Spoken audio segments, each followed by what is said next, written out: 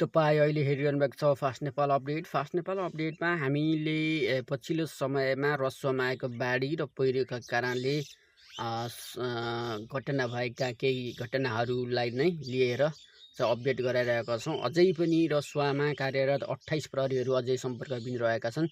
रसुवाको विभिन्न प्रहरी कार्यालयहरूमा कार्यरत मध्ये 28 जना प्रहरी अझै सम्पर्कविहीन रहेका छन्। पछिल्लो समयमा यस्ता घटनाहरू अझै भइरहेका छन् र कतिको घटनाहरू अझै भइरहेको पनि जनाइएको छ र बेपत्ता भएहरूको अझै खोजी गरिएको छ। त्यस्तै गरी अर्को रसुवामा रहेका चाहिँ रसुवामा भोटेकोसी नदीमा आएको विनाशकारी बाढीपछि मुगुको छायानाथ रारा नगरपालिकामा 2 जना अझै बेपत्ता रहेको भनेर चाहिँ खोज तलास गरिरहेका छन्। त्यस्तै गरी बाढी पीडितका लागि IFRC द्वारा चाहिँ तत्काल नेपाल सरकारलाई चाहिँ 19 करोड सहयोग घोषणा गरिएको छ। रेड क्रस सोसाइटी जो हुनुहुन्छ उहाँहरूले चाहिँ तिब्बतबाट आएको बाढीका कारणले नेपालमा क्षति पुर्याएका कारणले गर्दाखेरि चाहिँ यो सोसाइटीले चाहिँ 19 करोड चाहिँ सहयोग गरेको छ।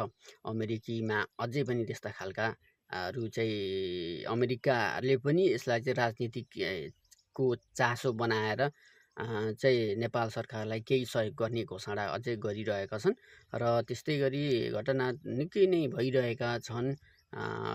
भोटेकोसीको बाढी प्रभावितका लागि भारतले पनि सहयोग गरेको छ। समाचारहरू आइ नै रहनेछ, अपडेट गराइरहने नै छौँ हामी यतिखेर।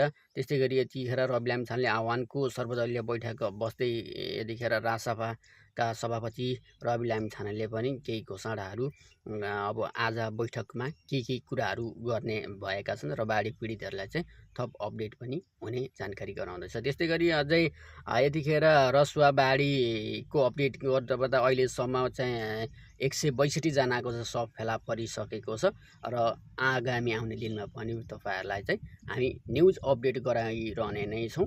फास्ट नेपाल अपडेटसँग स्टे ट्युन रहनुहोला।